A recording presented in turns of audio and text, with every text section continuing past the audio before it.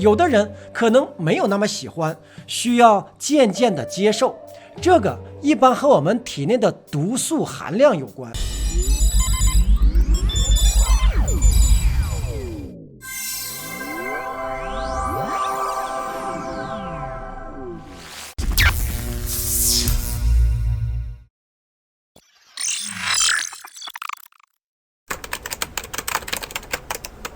Hello， 大家好，这里是飘飘哥。看到今天飘哥的头发和飘哥这一身打扮了吗？这一看就是韭菜的形状，对不对？咱们今天不是讲韭菜，跟韭菜很相近，西芹。今天我们继续聊一聊上一期医疗灵媒所引出的神水西芹汁，它的制作方法以及饮用方法。自从上个视频播出之后，有好多的网友联系，想了解一下如何制作和饮用西芹汁。虽然西芹汁的配方这样的话题不属于咱们频道的主题，但是为了满足大家的请求，咱们就网上及灵媒的相关知识进行了整合，今天就和大家分享一下。另外也请大家饮用之前要根据自身的情况和自己要有一定的判断力。西芹水被医疗灵媒安东尼·威廉倍加推崇，如上期讲到的，其有提高身体素质、提高肝部以及免疫等功能，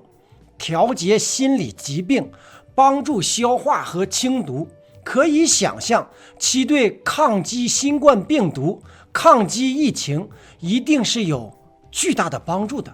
这或许也是疫情期间的保持健康和抗击疫情的自我调节的一个好方法。正如张文宏医生所说的，为了保持你的身体高抗感染能力，一定要吃鸡蛋、牛奶等等，增加你的蛋白质。好的调节一定是必要和重要的。好的，咱们回到西芹汁的制作。西芹汁指的是纯粹的西芹汁，没有变质的或者是加工过的西芹汁，而不是说有一些西芹汁是含有西芹汁的果蔬汁，或者是嚼食的西芹杆，或者是煮沸的西芹汤，或者是西芹罐头等等。如果使用榨汁机来制作西芹汁，将一根洗净的西芹榨成汁即可。如果想分离茎部，可以将整根的西芹从底部削去9到10公分，可以去除西芹的渣，也可以过滤一下西芹汁，然后空腹即可饮用即可。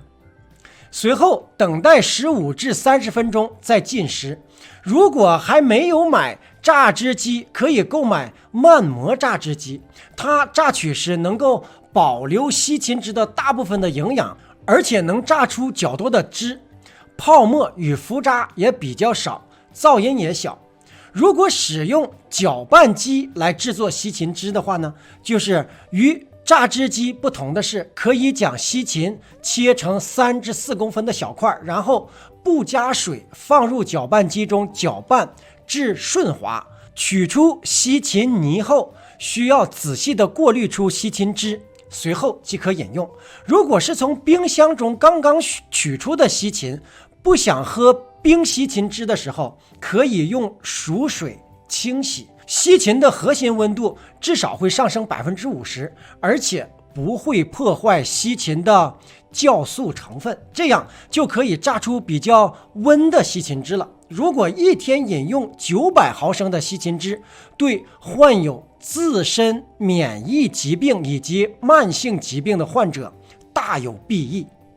但是如果是初次饮用西芹汁，饮用的量最好不要超过450毫升。孕妇和哺乳期的妈妈也可以饮用。一段时间之后，如果没有副作用的感觉，再逐渐的增加饮用量。也可以先饮用20毫升，然后每天逐渐的增加，直到450毫升。身体没有不良反应时，再增加到900毫升。如果想再上一层楼，可以增加到1公升，然后逐渐的增加到1.8公升。如果想挑战极限，还可以增加到2.2公升。这已经是24小时之内西芹汁饮用量的上限了。要记住，欲速则不达。需要循序渐进，让身体适应，逐渐的增强元素的性质，或者叫增强你的身体对元素的适应性，才逐渐的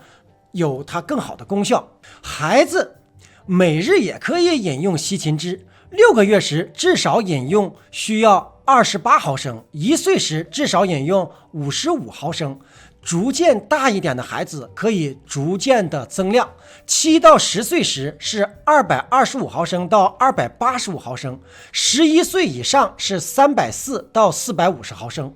以上是最低的饮用量，也可以根据孩子的需求自行调整。所谓的最低饮用量，也就是到达这个量才会对身体起到调节作用。西芹汁的理想饮用时间是早晨，在尚未进食之前饮用。如果饮用前喝了水，或者是柠檬水，或者是莱姆水也没有关系。起床时喝水是清洗肝脏的温和方法，在吸收西芹汁的药性前补充水分也是正常的。随后至少等待15分钟到20分钟为最理想，再饮用西芹汁即可。如果调换喝水和西芹汁的顺序，饮用西芹汁后等待30分钟再进食或者喝水为最理想。如果有口腔的相关的问题，饮用时可以利用西芹汁改善症状，比如如果有喉炎，可以小饮一口含在口腔里，使其在喉咙处前后流动30秒，以消灭引起喉咙疼痛的病毒或者是细菌。如果有口疮或者是口腔溃疡，先用纸巾将伤处挤干净，再小饮一口含在口腔之中，确保西芹汁覆盖整个的创伤之处，保持30秒以上再吞下。如果牙疼或者是牙龈肿胀，或者是口中有伤，可以将小口的西芹汁含在口中，保持半分钟至1分钟，以便是疼痛处或者是伤口吸收钠醋盐。如果是拔完牙，也可以将一小口的西芹汁含在口中，保持30秒，注意不要漱口。如果有蛀牙，可以缓慢的小口饮用西芹汁，确保每一口都温和的冲刷了口腔。如果有牙龈萎缩或者是其他的疾病，也可以含一小口西芹汁在口腔之中，来回的进行漱口，1分钟之后再吞下。如果嘴边或者是嘴上有疱疹以及其他的细菌感染，或者是嘴唇龟裂、裂伤，饮用时可以让患处接触到西芹汁，再将一小口的西芹汁含在口中，半分钟到1分钟后再吞下。也可以用手指蘸着西芹汁轻拍患处。如果喉咙或者颈部腺体肿胀，可以将西芹汁含在口腔后方朝向喉咙的部位，1分钟之后再吞下，使其进入淋巴系统。如果有扁桃体腺结石，可以用西芹汁温和的漱口后再吞下。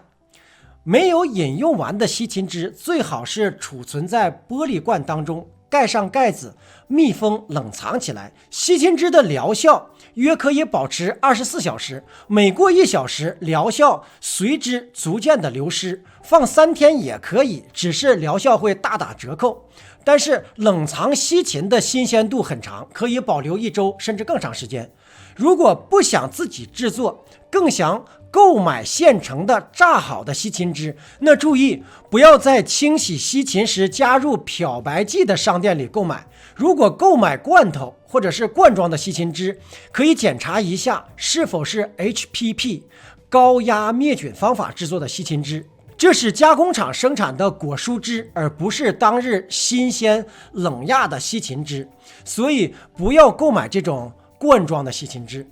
关于西芹汁的口味，有的人可能第一口就深深的爱上了这个味道，有的人可能没有那么喜欢，需要渐渐的接受。这个一般和我们体内的毒素含量有关，如果毒素的含量非常高，